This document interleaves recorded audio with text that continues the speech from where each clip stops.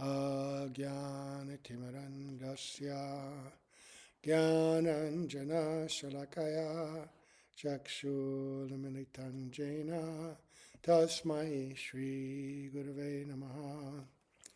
Gurave Gaura Chandraya Radhikaye Tadalaye Krishnaya Krishna Bhaktaya Tadabhaktaya Namo Namaha. Yam Pravajantam Apeta Apeta Krityam Rapaino Vadaha Katara Ajuhava Putreti Tan Mayataya Taravo Binedus Tam Sarvabhutam Hridayam Munimanatosmi Narayanam Namaskritya Naram Chaiva Narottamam Devim Saraswatam Vyasam Tato Jayamudirayat Bhaktya Vihina Parada Lakshai Tiptascha Kamadi Tarangamadye Kripa Maitam Sharanam Prapanna Brinde Namaste Charanada Vindam Tave Vasmi Najivami Tvayavina Iti Vigyaya Radhe Tvam Nayanam Charanandike Vancha Kalpatarubhascha Kripa Sindhubhya Evacha Patitanam Pavanebhyo Vaishnavebhyo Namo Namaha. So we are going to continue hearing about the glories of Sri Harinam, and we're going to first offer our most humble obeisance unto the lotus feet of our beloved Gurus, unto Sri Guru Pada Padma Nitilita Bhavishta, Om Vishnu Padasta Tarasat Sri Srimad Bhaktivedanta Swami Raj Srila Prabhupada, and unto Sri Guru Pada Padma Nitilita Bhavishta, Om Vishnu Padasta Tarasat Sri Srimad Bhaktivedanta Narayan Goswami Raj, unto our exalted Rupana Guru Varga, and all the assembled Vaishnavas and Vaishnavis.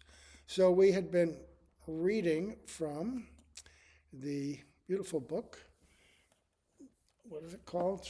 Sri Krishna Harinam Mahamantra. It's just excerpts from different books that have been published by followers of Srila Bhaktivinoda Narayana Goswami Maharaj. But now we moved into the section about Nama Aparadha. And in that, he's quoting Bhaktivinoda Thakur. But this was a condensed version, so what I did instead is I went to chapter 24 of the Jaiva Dharma, which is entitled Nama Aparadha. And there's more detail in that. So this is very, very important. We've been talking about the glories of the holy name, and I don't know about you, but this has affected me in a very good way.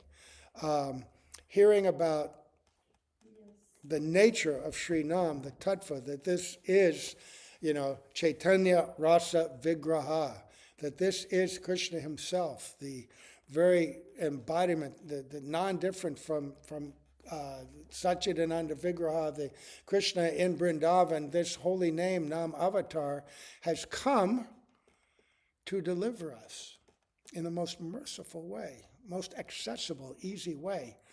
And the key here is consciously meditating. We heard all the commentaries of Jiva Goswami, of Gopal Guru, of Bhaktivinoda Thakur, that this Nam is the embodiment of the pastimes of Radha and Krishna, that the very nature of Srimati Radhika, the nature of Krishna, the nature of their loving exchange is embodied in this name. And that if we chant with that consciousness, with this desire to chant the name in this pure way, Sri Nam will reveal himself and herself to us, and we'll be able to enter into this. But there's a great obstacle. The obstacle is Nama Aparadha. And so in the discourses that were going on in Sridham Navadvip, maybe 400 years ago, between Brajanath and Vijay Kumar and Raghunath Das Babaji, they were asking about the nature of Sri Nam. The first part of their conversation was Nam Tattva. And we got a condensed version of that in Sri Harinam Mahamantra. Verses glorifying and describing the nature of Sri Nam. And that was very edifying, very, very powerful.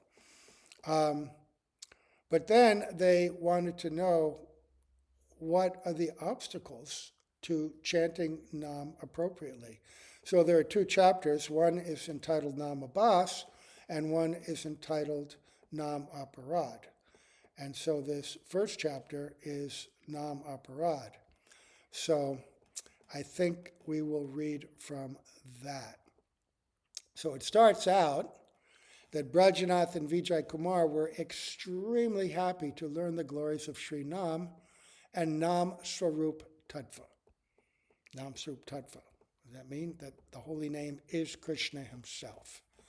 And remember, we were reading that the only reason we can't understand that is because we can only detect and understand and acquire knowledge through our gross material senses and analyze it with our material mind and material intelligence. But chanting Sri Nam, and when we chant it appropriately, then what? Atak Sri Krishna Namadi Nabhavad Graham Indriyai Sevan Mukhe Jivada Swayam Eva Sparatyada. The senses become purified, and Sri Nam will reveal himself, right? And Sarva Upadi Vinir Muktam Padadvena Nirmalam Rishikesha Rishikena Sevanam. Rishikesha Rishikena Sevanam. Bhaktir Uttama, right? Bhaktir Uchate. That by this process of service, right, to Sri Harinam, to Sri Guru, then all these upadis, these false designations, will fall away. And we heard that the foundation of all service is this chanting. So that's important, because in our tradition, in our Gaudiya Math tradition, service is very much emphasized. It's very important, right? Because service aligns us with the will, with the desire of Sri Guru and our Guru Parampara. It's one thing to say, oh, I'm a servant, I'm a devotee, but then when you are forcibly doing things under the anugatya or order of Guru and our Guru Parampara, then you're not just talking the talk, you're walking the walk. You're forcibly dragging the mind to submit. And then you gain the mercy, the grace of Sri Guru. There's so many stories about that, of devotees who sacrifice everything in the service of Sri Guru. Guru becomes pleased. And by the blessings of Guru, everything happens nicely. So seva has to be there. But what was the foundation of seva? We're hearing it's empowered by Harinam. So you can't chant Harinam exclusively without seva, and you can't do seva without Harinam. They're interdependent, right? So I'll just say that once more for our sevak here. We were saying that they're kind of like a rope, right? A rope is, you've got different braids that make the rope. If you have a single string, it's not very strong, but when you braid them together, they become more strong.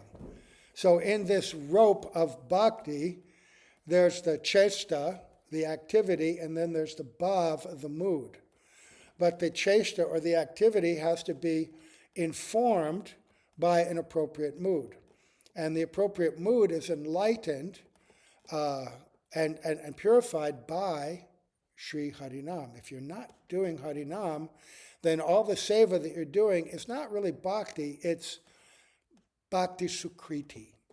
It's giving you credits so that one day you can develop faith and chant Harinam. But seva alone won't do it. You have to chant. And we heard so many verses yesterday, right? Harinam, Harinam, Harinam, eva kevalam. Kalo nasteva, nasteva, nasteva, gatir anyata. Only by the chanting of the holy name, right? And, but I'm so unqualified. So many faults. Yeah, kaler dosha nidhevat rajan, astiheko mahad guna. Kirtanad eva krishnasya mukta sangha param vijay. Just chant that holy name and all these faults will fall away. Now, we get back to this. After hearing all that, what's the great obstacle, right? three gradations. There's Shuddhanam, there's Nama Bas, and there's Nama Aparadha. So Vijay and Kumar and Brajanath were extremely happy to learn the glories of Sri Nam and Nam Swarup Tattva. And so when they arrived home, after hearing that, what did they do? They chanted 50,000 names. That's like 64 rounds on their Tulsi Mala without offense. And by this chanting of Shuddhanam, they received direct experience of Krishna's mercy. And so it's late at night when they finally took rest. So then it talks about their next morning, everything they did. And so they went to visit the Venerable Babaji Mahashaya's kutir at Srivasangan. Everybody here has been to Srivasangan. Wonderful place. Wonderful place. So Vijay Kumar inquired about the topic of Nama Aparadha Tattva that had been introduced the previous evening.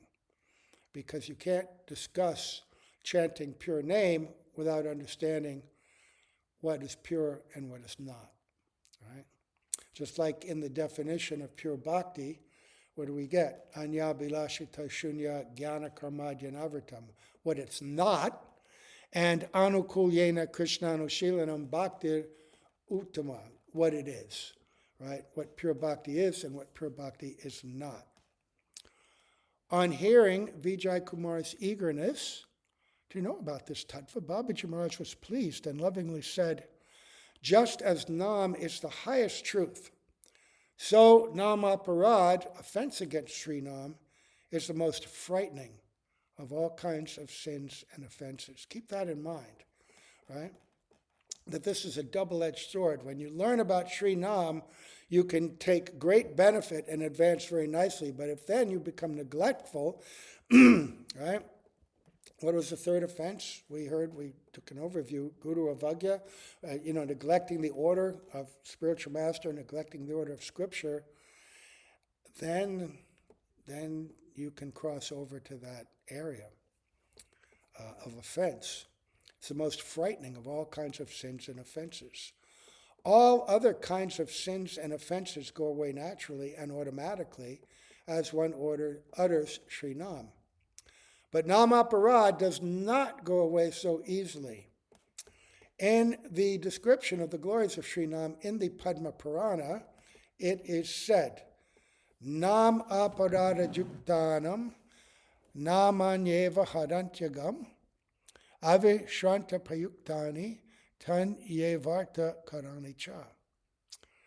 For those infected with Nama Aparadha, Sri Nam will certainly remove the sin, provided the sadhak chants tirelessly and unremittingly. Sri Nam himself will effect their deliverance.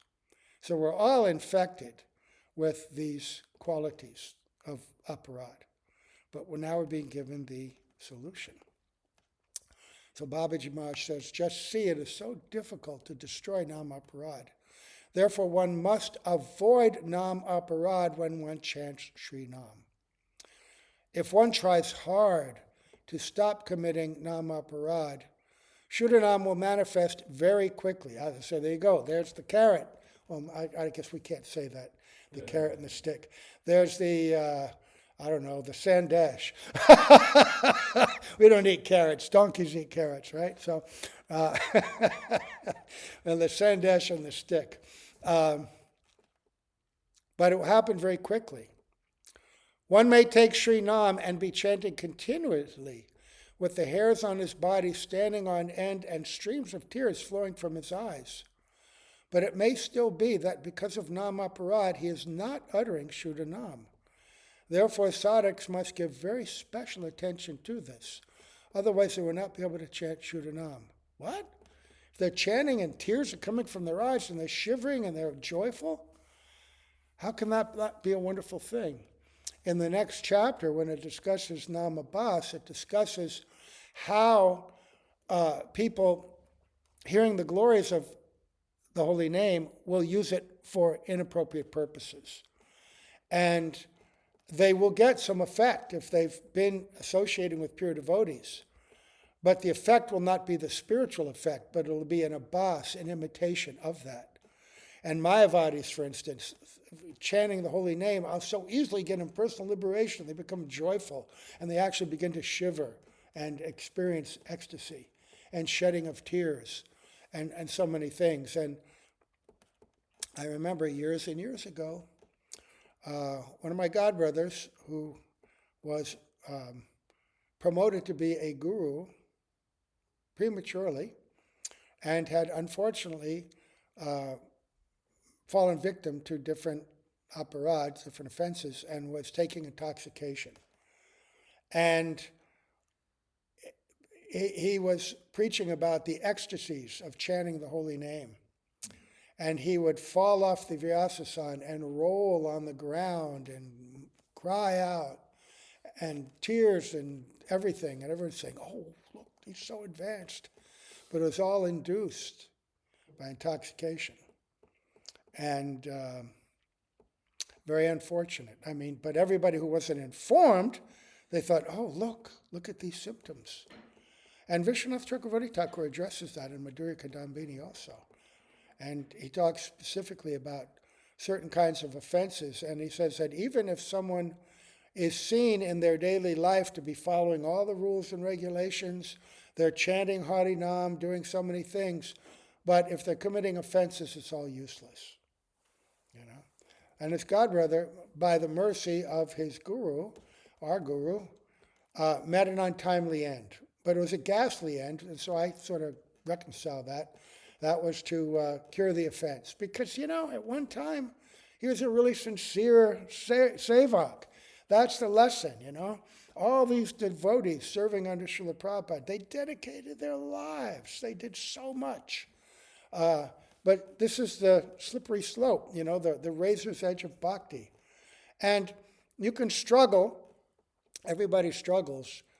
But aparadha is what derails us. Aparadha is what derails us. So we have to be very careful. So Vijay then asks, after hearing that we have to pay special attention, otherwise we'll not be able to chant Shuddhanam, Vijay Kumar, the uncle of Brajanath, asks, what is Shuddhanam? Babaji responds, Shuddhanam is Harinam that is free from the 10 kinds of offenses. There is no consideration of purity or impurity with regard to pronunciation of the syllables of Sri Nam. Right?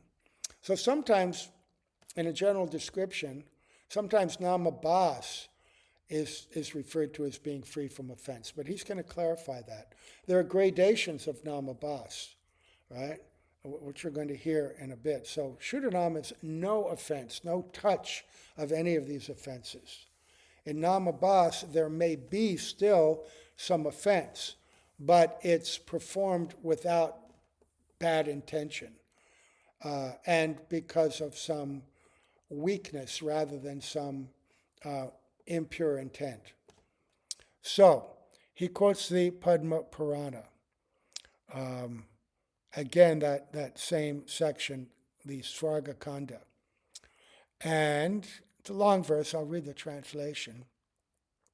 O best of Brahmanas, if only one holy name appears on the tongue, enters the ear, or arises on the path of one's remembrance, that nam will certainly liberate one. The purity or impurity of one's pronunciation of the syllables of Sri Nam, Nam Akshara, in accordance with Vidhi, regulation of Shastra, is not so important. That is to say, Sri Nam does not make such considerations. What is considered is that the real fruit of chanting will not come quickly if this all-powerful name is chanted in the interests of the body, the house, wealth, material development, sons and family, or with greed for gold, women, and prestige. So that goes back to that point we made earlier. What is your purpose or intent? What is your actual goal, right?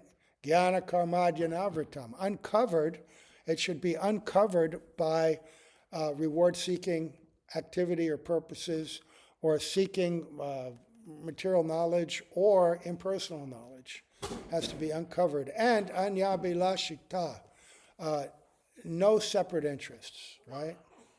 So, oops, I'll redo this. There we go. There are two kinds of obstacles or offense. Now here is where he describes the difference between the different kinds of aparad or abhas.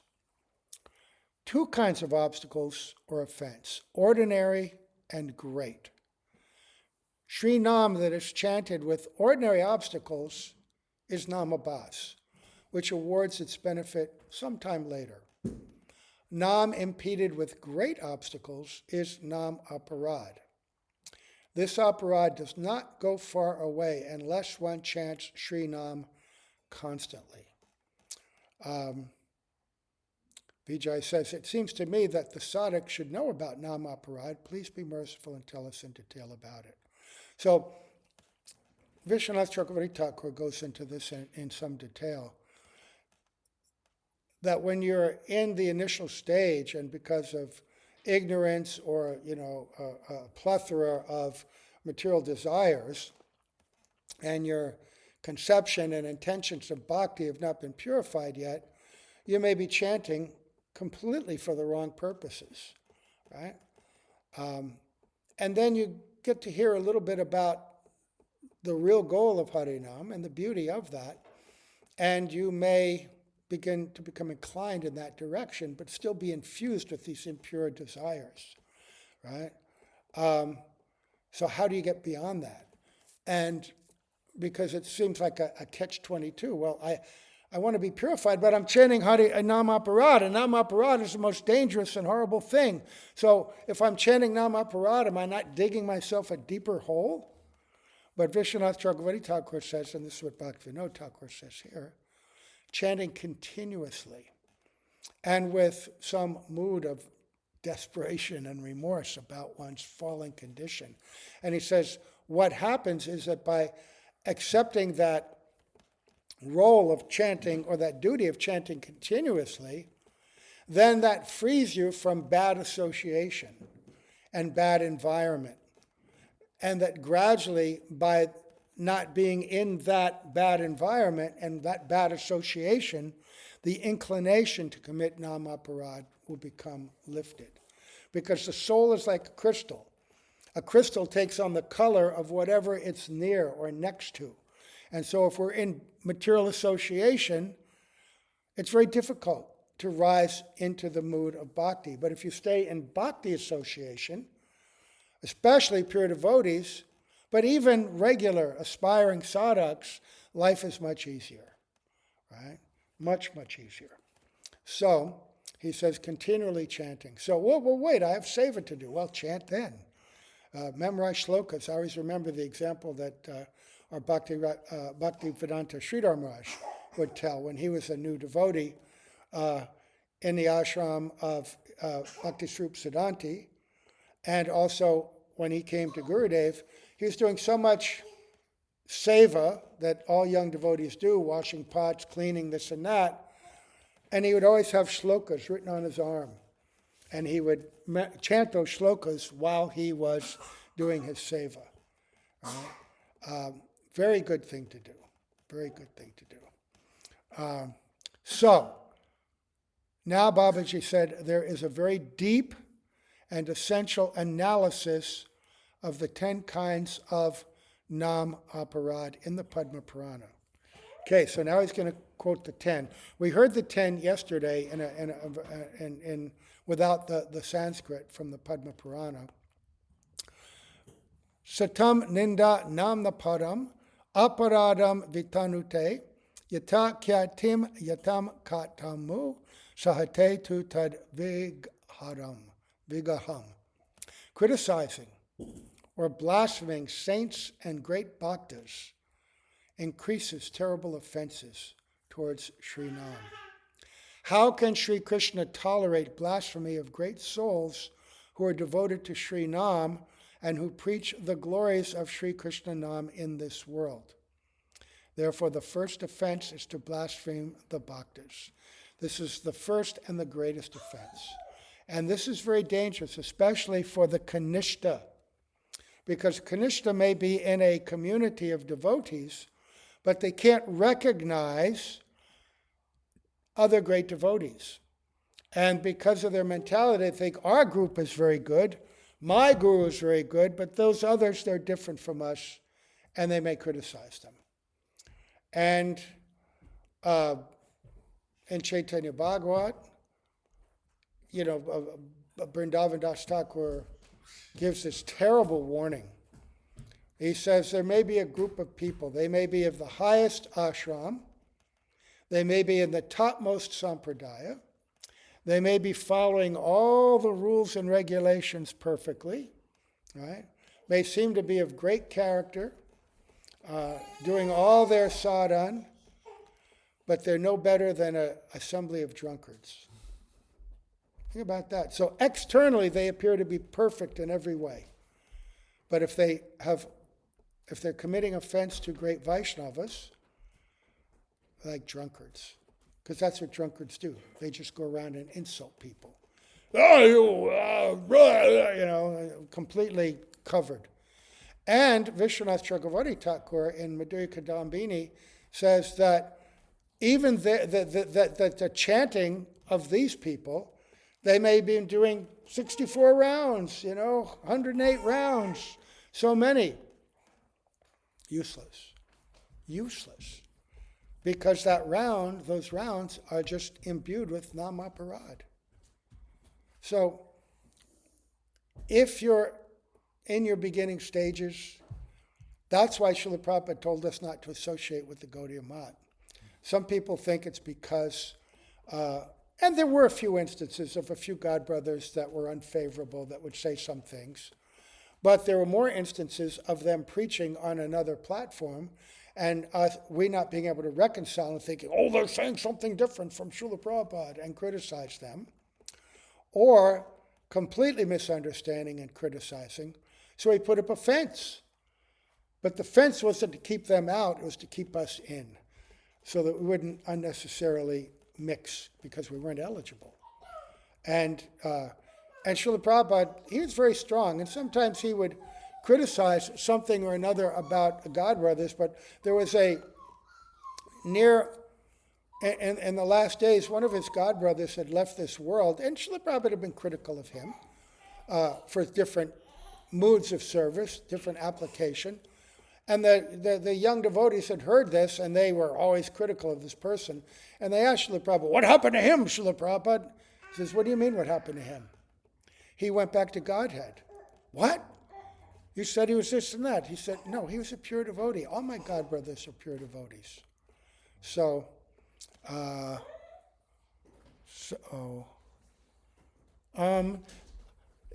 don't usually mind little kids here and there making noise because I lived in India, but but when constantly, okay. Yeah, when you give a lecture in India, like on Sundays, it's probably when you were up there in Toronto. Yeah, and they're going, ooh, ooh, ooh, ooh, ooh, and you just kind of let it go. But at a certain point, it does get a little distracting. So, so we should never. And Srila Prabhupada, in his Upadeshamrita, Nectar of Instruction, in that verse, Drishtaisva Bhavajani Tarva Pasascha Dosar, talking about not criticizing pure devotees, no matter what you may perceive externally, he says that there are many societies of pure devotees, and one can make advancement with any of them, right? But by Krishna's arrangement, this conditioned soul is sent here, is sent there, according to their adhikar, what is best for their advancement at that time, right? But never criticize those other devotees, right? You have to be very, very careful. So, that's the first and greatest. Blaspheming saints or great bhaktas increases terrible offenses to Sri Nam. And then, second, Shivasya Shri Vishnor Ya Iha Guna Namadi Sakalam Diya Binam Pashyat Sakalu Harinama Kita Kara. In this material world, Sri Vishnu's name, form, qualities, pastimes, and so on are all auspicious for all beings. If one considers them to be material phenomena and different from Sri Vishnu himself, this is detrimental to one's chanting of Sri Harinam. It is also Nama Aparadha to believe that Shiva and the other devas are independent and equal with Sri Vishnu.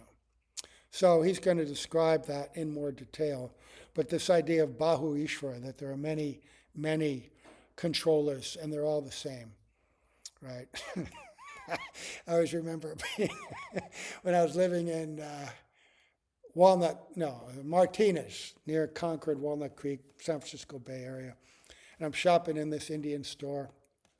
And all these Indian wives were there.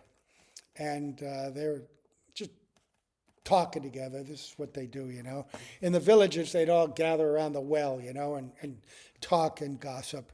And in America, they go to the Indian store and hang out and gossip. And one of them is saying, "Oh, I have been worshiping the gods." And all the others go, "What? You're worshiping the gods? Which gods are you worshiping?" "Oh, there are many, many gods." And you go, "But which ones are you worshiping?" "Oh, all gods same. You worship any god, all the gods are the same." This common belief, right? That there are many gods, and that's a Hindu god, that's a Jain. No, Jains don't have a god. That's this group, they're worshiping Ganesh. This group, they're worshiping Shiva. This group, they're worshiping Surya. This group, they worship a material conception of Orion, Durga, Shiva, whatever. But all gods same. The Muslims have a god. Hindus have a god.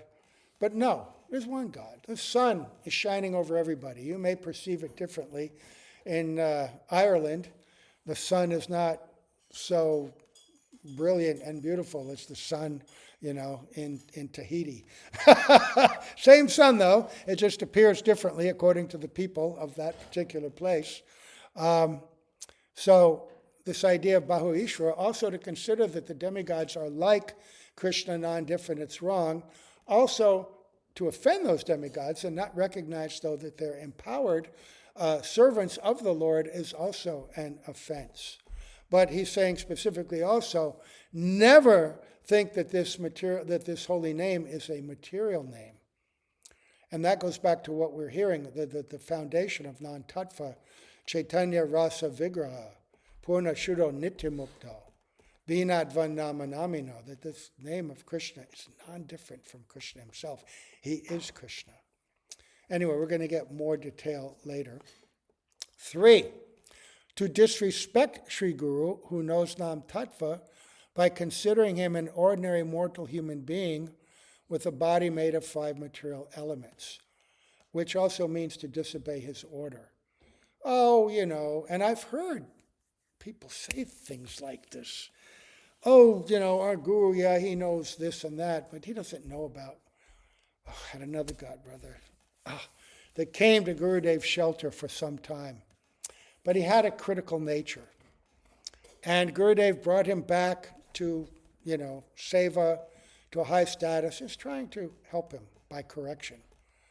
But this devotee was very inclined towards bureaucracy and management and this and that, and he was thinking that Gurudev was very expert in tattva, but he didn't know how to manage anything, He didn't understand how to create an institution and worldwide preaching.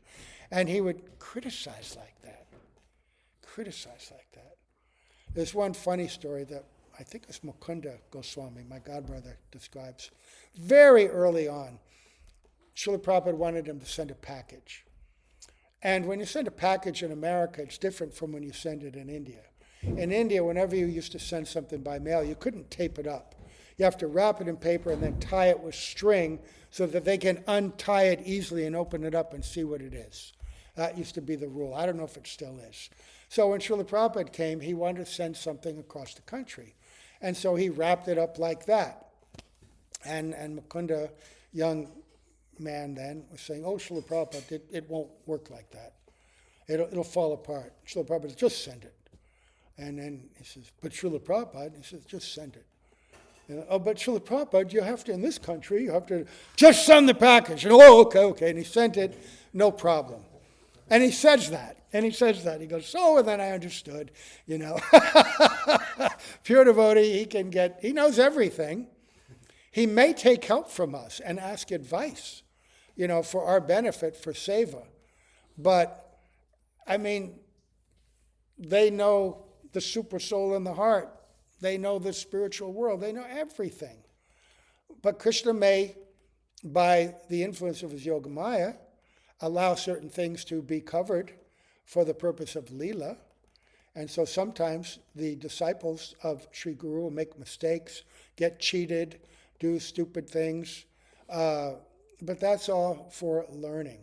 And sometimes Krishna will cover a pure devotee so that they will go through the glory, like when Srila Prabhupada, he talks, they didn't know what was going to happen when he came to the West. We talked about that for a number of days because the anniversary of his coming to America. He didn't know how he was going to do it or how it was going to unfold. But that just increased the glory of the Leela, the pastime, because we could see how he prayed. We could see how he struggled and tried this and tried that, right? For our example, for our teaching. But the main teaching was that he never lost his faith and his absolute surrender and determination to fulfill the order of his guru. He never thought his guru or the order was an ordinary, human thing.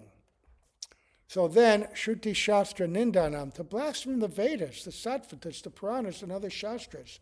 Don't doubt the Shastra. We could go on to that for hours, because the Shastra give a different conception of things as opposed to the conception of material science that we have today.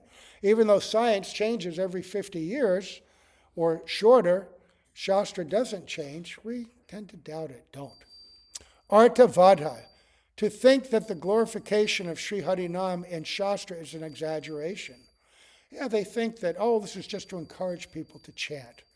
But it can't be all that they say. No. Harinamni Kalpanam. To interpret Sri Harinam in a mundane way.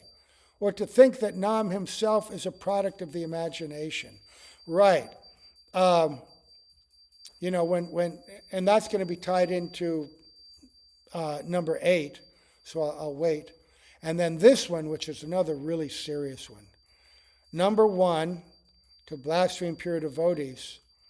These other ones are based on ignorance, but this one, Nam no balad yasya hi papa budhir navidyate tasya nanaya hi shudhi.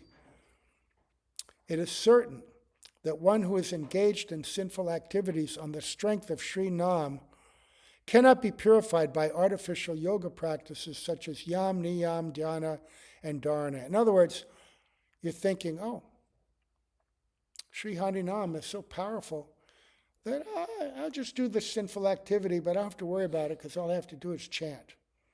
And I'll get purified. Now that's true. Chanting purifies our mistakes, but if you're deliberately, callously committing sin, and just saying, I'm just going to use Harinam to absolve myself. The example is given like an elephant that takes bath and then covers itself with dust as soon as it comes out. Or Srila Prabhupada used to give the example of someone going to the confessional, to the church. Oh, Father, forgive my sins. I've done this, I've done that. Well, chant 3 Hail Marys and you'll be all right. And then next week, the same thing. We have to have remorse when we commit sins and make mistakes. And we can't callously use. We could be aware that Harinam purifies us, but what we really want to be purified is not from the sin, but from the tendency to commit the sin. We don't want to commit it anymore. We have to want, I don't want this. That's a different mentality. That's the difference between callous misuse of the holy name and weakness, which is going to be the distinguishing factor between aparad and abas, right? ordinary and great obstacles. All of these offenses can be seen in different levels of severity. So then, Dharma vrata tyaga hutari sarva shubha kriya samyam api pramada. It's an offense to think that rituals and pious material activities such as Dharma, Vrata, Tyaga, and Homa are equal to or even comparable to Bhagavan's Sri Divya Nam. Divya means transcendental. Right. So, ayahuasca ceremonies, right, yoga practice, sweat lodges, whatever. All these things. You know, in the material world, Bhaktivinoda Thakur talks about these different rituals that people on different levels of development or evolution in their path. You know, because, you know, indigenous cultures, he even talks about they may worship mountains, they may worship the spirits of the forest or the rivers and this and that. And there are demigods and devas that oversee the functions of the world.